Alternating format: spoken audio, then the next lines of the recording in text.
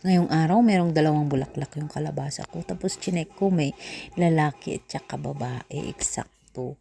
Pero, merong bee na nagpa-flower hopping. So, ayokong sirain yung flower para makapag-flower hopping pa rin siya. Gamitin ko lang ng cotton buds. Tapos, biglang isusuksok ko na sana yung cotton bud sa babae, naisip ko ay mali pala. So, dapat unahin yung sa male para makuha yung pollen. Ito ganito, kunin mo lahat para sigurado.